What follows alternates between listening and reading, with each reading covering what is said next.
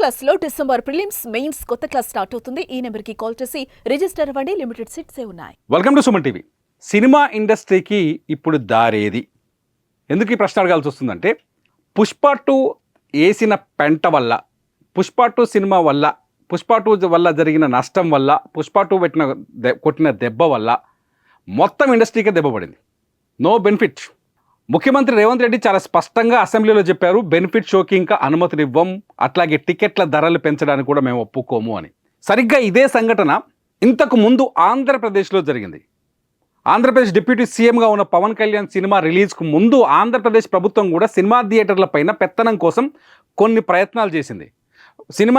సినిమాల టికెట్ల ధరల్ని ప్రభుత్వమే నిర్ణయించాలని చెప్పేసి ఒక నిర్ణయాన్ని తీసుకొని కొంత రభస రంబోల చేసినప్పుడు ఇండస్ట్రీ మొత్తం వెళ్ళి ఆ రోజు జగన్ దగ్గర కూర్చుంది, జగన్తో మాట్లాడింది. ఆ రోజు అప్పటికేదో ప్రాబ్లం అయితే సాల్వ్ అయింది. ఆ తర్వాత ఎఫెక్ట్ చాలా జరిగింది. అదంతా ఒక రాజకీయం. కానీ సేమ్ సిచ్యువేషన్ ఇప్పుడు తెలంగాణలో ఏర్పడింది. నిజంగా చెప్పాలంటే పుష్ప 2 సినిమా బెనిఫిట్ షోలకి బీభత్సమైన ఫ్రీడమ్ ఇచ్చింది ప్రభుత్వం.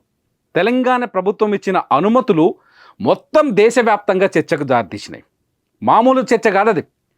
ఒక్క టికెట్ని 3,000 రూపాయలకు అమ్మారు.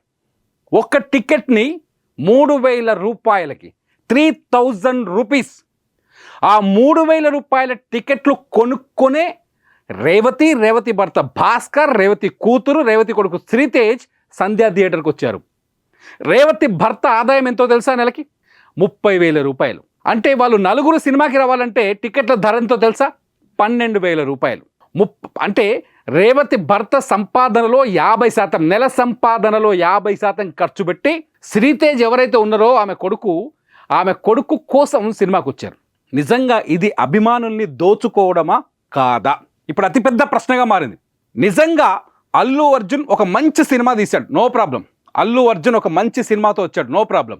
ఆ సినిమా ఎక్కువ రోజులు ఆడి ఎక్కువ మంది చూసినప్పుడు దాని ద్వారా వచ్చే బెనిఫిట్ కావాలి. కానీ ముందు రోజే, సినిమా రిలీజ్ డేట్కు ముందు రోజు బెనిఫిట్ షోలు వేసి ఆ బెనిఫిట్ షోల ద్వారా డబ్బులు దొబ్బుతున్నారు, డబ్బులు దోచుకుంటున్నారు అంటే కాదని చెప్పేవాళ్ళు ఎవరైనా ఉన్నారా? ఇదంతా పక్కన పెడదాం. ఆ ఎఫెక్ట్ ఏమైంది ఇవాళ?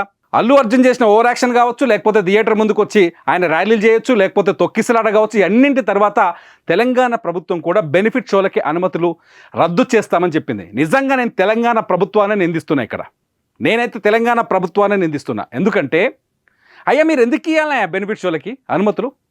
టికెట్ ధర పెంచుకోమని చెప్పడానికి మీరెవరు? టికెట్ ధర పెంచుకోమని మీరు ఎందుకు అనుమతులు ఇవ్వాలి?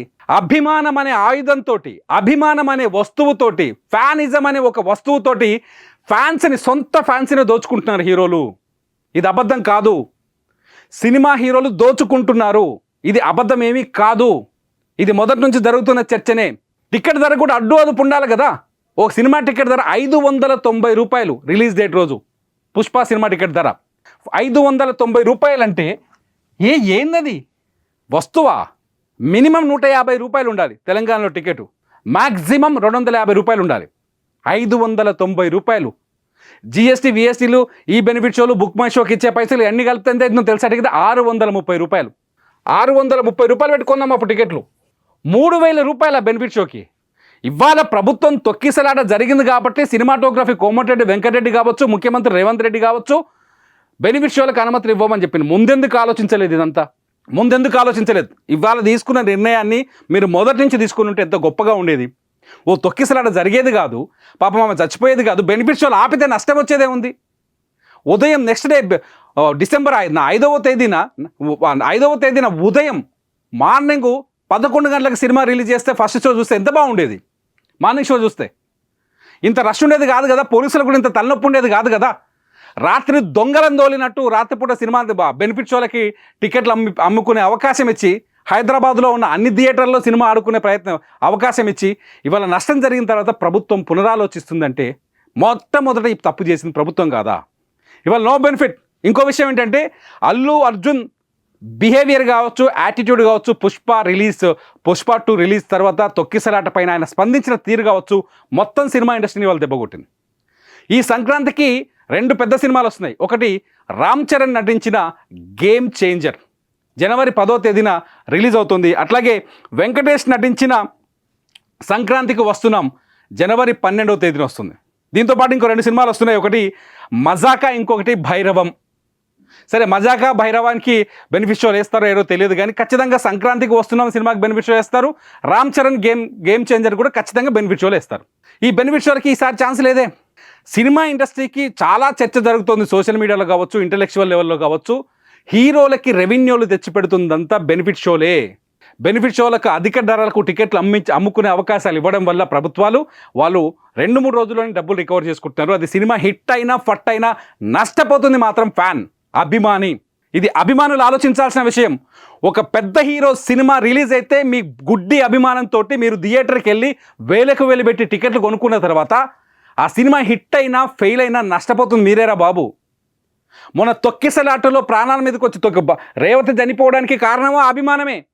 ఇవాళ శ్రీతేజ్ అనేవాడు అల్లు అర్జున్ ఫ్యాన్, అభిమాని. ఆ వీరాభిమాని కోసం, ఆ బుడ్డోడి కోసం ఆ తల్లి ఆమె భర్త జీతంలో సగం డబ్బులు తీసుకొని సంధ్యా థియేటర్కి వచ్చింది. ఈ అభిమానాన్ని కొంచెం తగ్గించుకుంటే బెటర్. ఈ అభిమానుల్ని బెనిఫిట్ షోలు, ఎక్కువ టికెట్ ధర పెంచుకునే అవకాశాలు ఇచ్చి ప్రభుత్వాలు కూడా రెచ్చగొట్టకుండా ఉంటే చాలా బాగుంటుందని నా ఒపీనియన్. మీరేమంటారు? నిజంగా ఇది అభిమానులు దోచుకునే విధానమా కాదా? మీరేమంటారు? ఈ వీడియో కింద కామెంట్ చేయండి. మీ కామెంట్స్ పైన ఖచ్చితంగా నేను మరో వీడియో చేస్తా. చూస్తూనే ఉండండి సుమన్ టీవీ.